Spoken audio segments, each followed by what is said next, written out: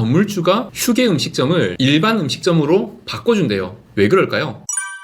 안녕하세요, 장빅TV입니다. 오늘은 인터넷상에서 어떤 질문글이 올라와서 제가 이걸 보고 와, 이거 모를 수 있겠구나 생각이 들어서 영상을 찍게 됐어요. 휴게 음식점을 운영하는 카페가 있었습니다. 그런데 건물주가 갑자기 연락이 와서 여기 휴게 음식점 왜 휴게 음식점으로 하느냐, 일반 음식점으로 내가 바꿔줄 테니까 영업신고를 일반 음식점으로 바꿔라, 이렇게 제안을 했다는 거예요. 그런데 그 매장의 임차인, 장사를 하는 카페 사장님께서 이상한 거예요. 아니, 갑자기 건물주가 나한테? 그래서 물어봤죠. 왜 일반 음식점으로 바꾸라고 하는 거죠? 라고 이야기를 했더니 건물주가, 아니, 일반 음식점을 바꿔두면 나중에 주점도 운영할 수가 있고 술 메뉴 넣을 수도 있고 얼마나 좋은 건데 휴게 음식점으로 운영을 하느냐. 그런데 카페 사장의 입장에서는 내가 지금 술을 판매할 것도 아니고 앞으로도 계획이 없는데 먼저 나에게 그런 제안을 한다는 게 의심이 간다는 거죠. 네, 정말 고양이 지 생각하는 거일 수도 있습니다. 그렇다면은 건물주가 갑자기 휴게 음식점을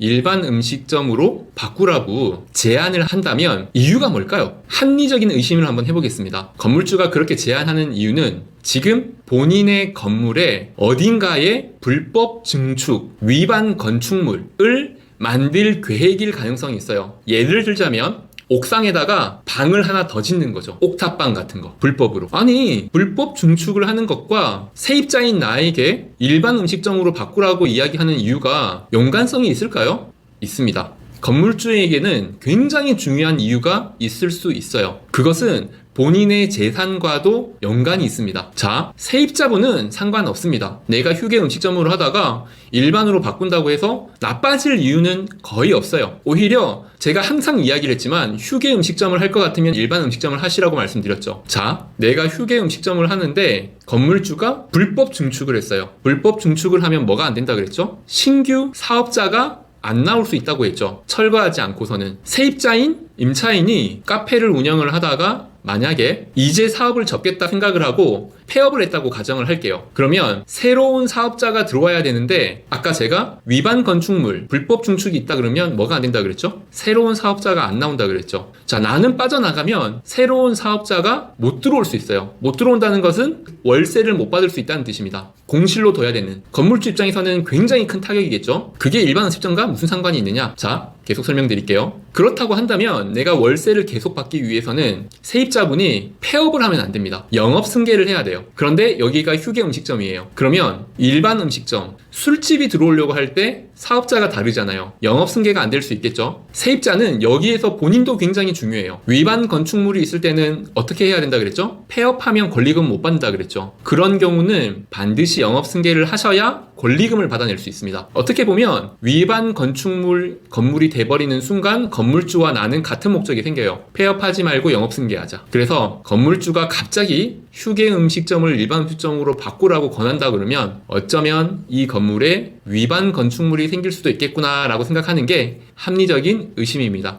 이상 장빅TV였습니다.